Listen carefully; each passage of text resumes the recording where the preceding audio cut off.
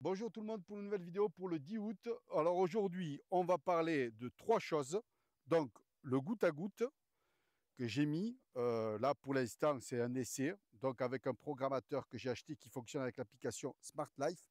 Donc c'est un programmateur qui coûte à peu près une 23-24 euros.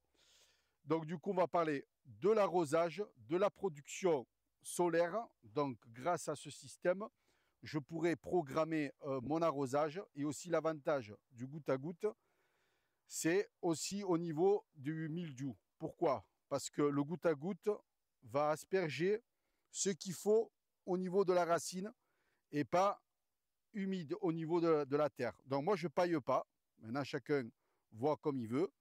Je vais arroser uniquement que l'endroit où il y a le plant de tomates. Et si vous regardez bien les producteurs de tomates, c'est le même principe.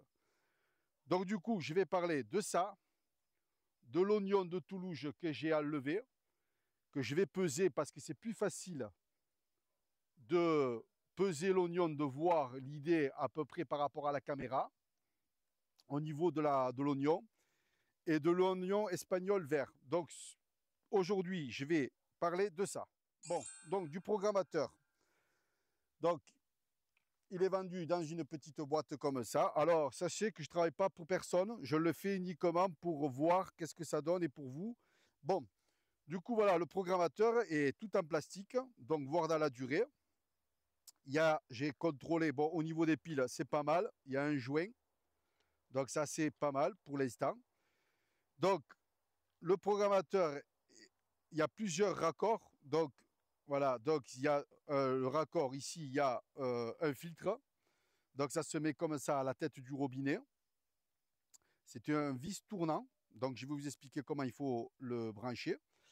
Et donc, là, c'est du 20-27. Bon, après, c'est des codes de plomberie 20-27 et 15-21 ici. Après, si vous voulez, donc on peut faire comme ça, clac. C'est vendu avec un réducteur. Donc le réducteur, il est là. Donc c'est 12-17, le réducteur. Donc ça veut dire qu'on peut faire comme ça. Hop, que je l'attrape. Voilà. Et hop, on réduit. Voilà, d'abord on visse là. Alors c'est des joints en plastique. Donc il ne faut pas trop serrer trop fort. Même si on a un peu peur, non, il ne faut pas parce qu'après il se déforme et c'est là qu'il y a des petites fuites. Donc voilà, comme ça. Et après on se met à la tête du robinet, c'est 12-17. Mais moi, je me sers du 15-21. Donc du coup, je remets le joint. Donc je vais vous demander de suivre la vidéo si c'est possible et de la liker. Donc du coup, voilà, ça, là, je vais mettre mon programmateur ici, que je vais visser sur ma nourrice. Donc je vais d'abord, je vais vous montrer bien. Voilà, je vais d'abord visser l'écrou. Voilà, dès que ça touche un peu le joint, là, pas plus. Sinon, si on visse trop, là, on voit que j'ai encore de la course. Si on visse trop, ça va fuir. Ici, je mets mon écrou tournant.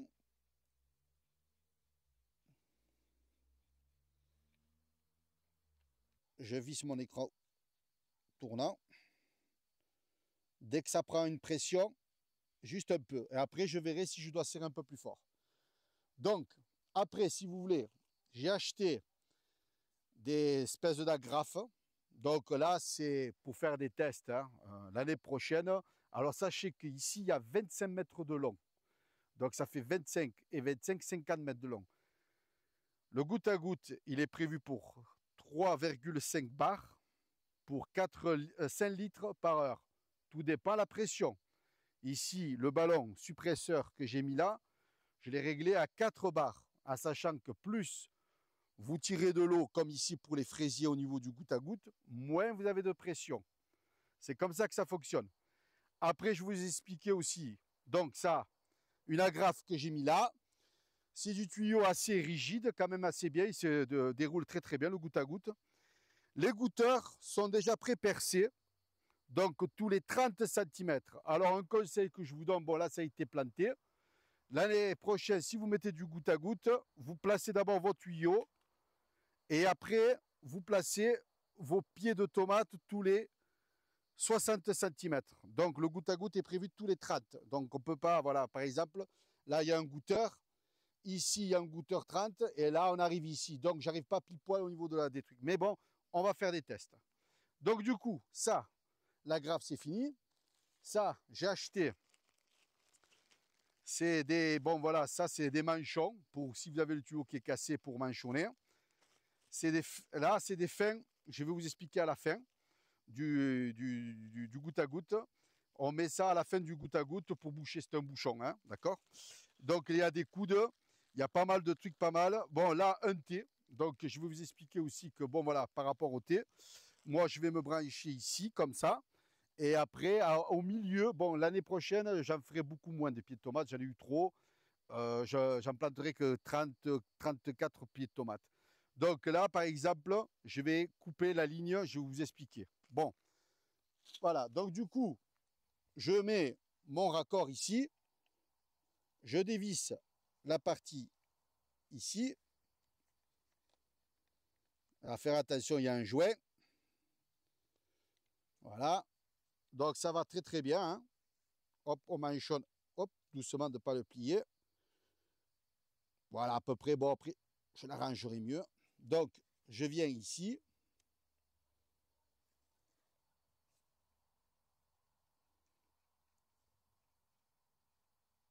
Et je visse.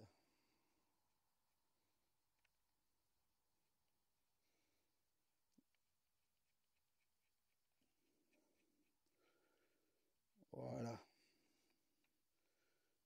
Voilà, il y a une petite pression, ça suffit. Après, je le finirai comme ça. Là, par exemple, il faut aller jusqu'au fond. Mais bon, il n'est pas enfoncé tout à fait au fond. On verra plus tard. Donc, du coup, évitez qu'il soit plié. Là, j'ai mis une petite agrafe. Et avec le téléphone, je vais vous montrer les applications de tout ça. Donc voilà, c'est l'application Smart Life qui fonctionne là. Donc il a reconnu Water Timer. Donc elle est assez simple au niveau de régler. Bon, moi je fais pas mal de domotique, hein, mais ça on verra plus tard. Hein. Donc je veux pas, voilà, tout ça c'est toute la domotique que j'ai fait à la maison. Les températures, tout ça. Bon voilà. Donc du coup, voilà, le Water Timer, il suffit que j'appuie ici, il va s'enclencher. Alors ce que je vais faire avant de l'enclencher, donc moi pour l'instant c'est comme ça, c'est provisoire. Là j'ai deux gouttes à gouttes qu'arrosent les fraisiers. Mais ce que je vais faire, c'est que le programmateur, je vais le mettre au début de la vanne. Donc c'est une électrovanne à pile, ça fonctionne comme ça. Va couper d'ici l'eau, l'eau arrive ici, donc de la pompe. Et du programmateur va ouvrir l'eau. Et bon, maintenant c'est vrai que les vannes ne serviront plus à rien. Mais pour l'instant, je vais tester pour voir si l'eau arrive. Donc du coup, j'ouvre le robinet.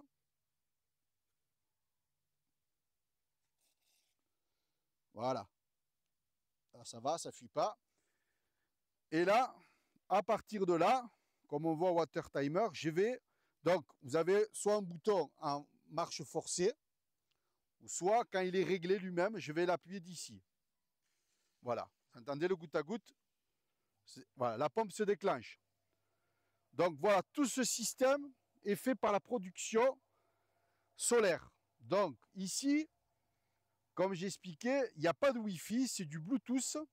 Par contre, si vous mettez une passerelle Gateway, permet aussi de se connecter à distance. Où vous êtes, vous pouvez le faire. Donc là, c'est du Bluetooth, puisque là, on n'attribue pas d'IP, donc il n'y a pas de box. C'est que par Bluetooth, ça fonctionne. Donc du coup, voilà, Gateway, voilà, j'ai une passerelle qui est ici. Voilà, ça c'est à la maison. Comme j'expliquais, je fais de la domotique pour la télévision, que ce soit pour l'air conditionné, Smart Remote, voilà, je fais pas mal de trucs comme ça. Donc, on voit le goutte à goutte fonctionner. On va aller là-bas, on va voir l'eau, si elle arrive très très bien au fond. Voilà, comme on voit, le goutteur commence à couler et j'arrose tout juste le pied. Et il y en a largement assez. C'est assez facile à monter. Donc, des fois, j'oublie des choses. N'oublie pas de commenter. Je peux vous expliquer plus facilement de parler. C'est plus facilement pour moi d'écrire que de parler. Donc, du coup, voilà, c'est du 16. Donc ça, c'est la couronne de tuyaux de 50 mètres. Bon voilà, il y a 25 mètres. C'est du 16 hein, en dimension. Et voilà, ils disent qu'on peut aller jusqu'à maximum 3 bar 5. Voilà, et une distance, ils disent à peu près de 30-33 cm exactement. Voilà, les goutteurs se trouvent. Là, comme on voit, ça s'arrose. Et j'avais expliqué que moi, pour l'instant, je ne le couperai pas, c'est pour une démonstration. Je mettrai ce T où je couperai ici et je ferai venir un autre tuyau de ce côté-là. Donc, ça m'évite de tirer un tuyau tout en longueur. Là, j'ai quand même 4 barres de pression. Normalement, il n'y aurait pas de problème au niveau de ça. Je vais vous expliquer à la fin de ligne. Voilà, comme on voit, fin de bouchon, comme j'avais expliqué, il est là. Hein, ce que j'ai là, je l'ai mis là. Et on voit que ça arrose super bien. Et là, bon, là, en 10 minutes, ça suffit. Il n'y a pas besoin d'arroser.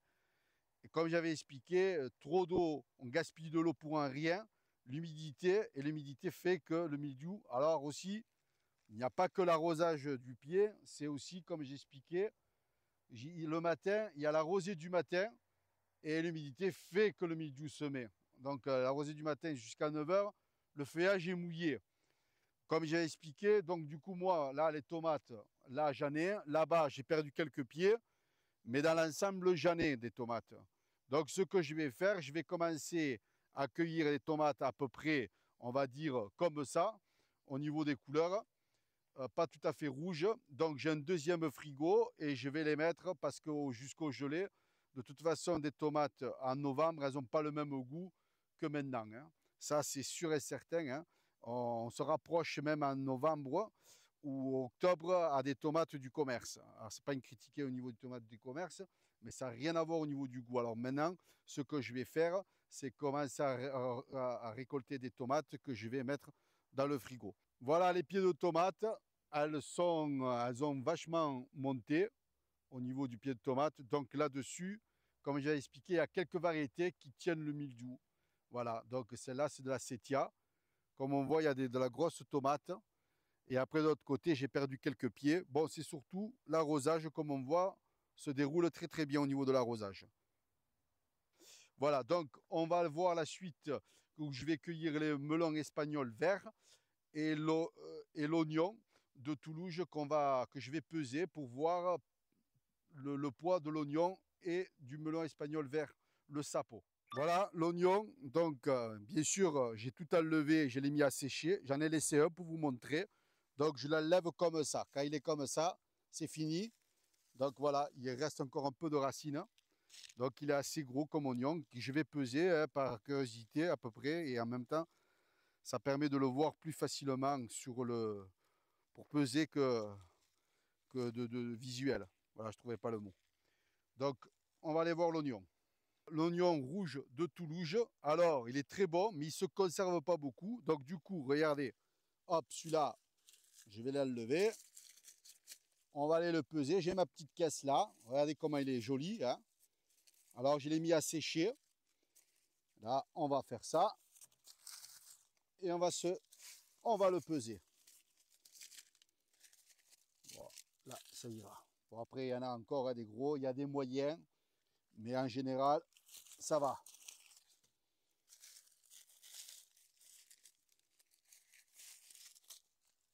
Et on va aller voir les melons. Donc voilà, je vais cueillir le melon espagnol vert, le sapo, le melon jaune aussi, qui est ici. Et après, on ira voir la pastèque. Donc du coup, je prends mon sécateur, je le coupe devant la caméra et on ira le peser. Il sent très bon. Là, hop, et le melon jaune.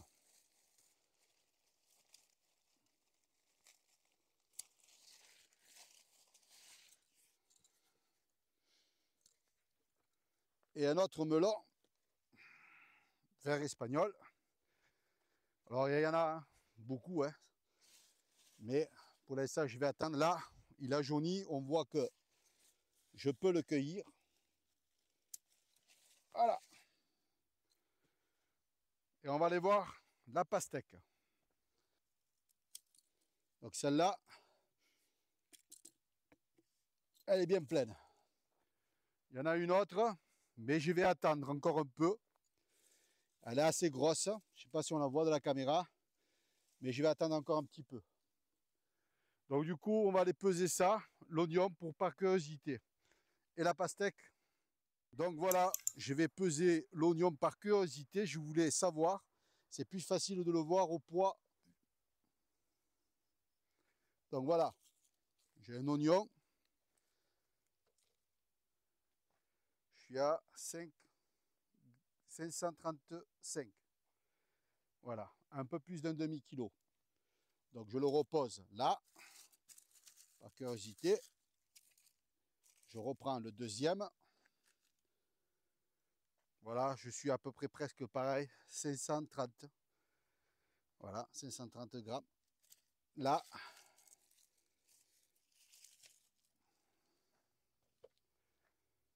voilà, un peu plus petit. Et celui-là, vraiment, je voulais savoir, un peu plus petit. Donc pour l'oignon, on voit à peu près. Voilà, celui-là que j'ai à lever. Voilà, 467. Bon, du coup, la pastèque, j'ai déjà fait une vidéo précédente où je l'ai fait. Voilà, combien je suis? À 4 kg 789 grammes. Donc la pastèque, je vais la mettre ici. Le melon vert espagnol. Je suis à 3 kg 627 24 grammes, pardon. Le deuxième melon. Je suis à 3 kg 33. Et le dernier melon jaune espagnol. 2 kg 575 grammes. Je vous dis à très bientôt pour une prochaine vidéo. Ciao, ciao.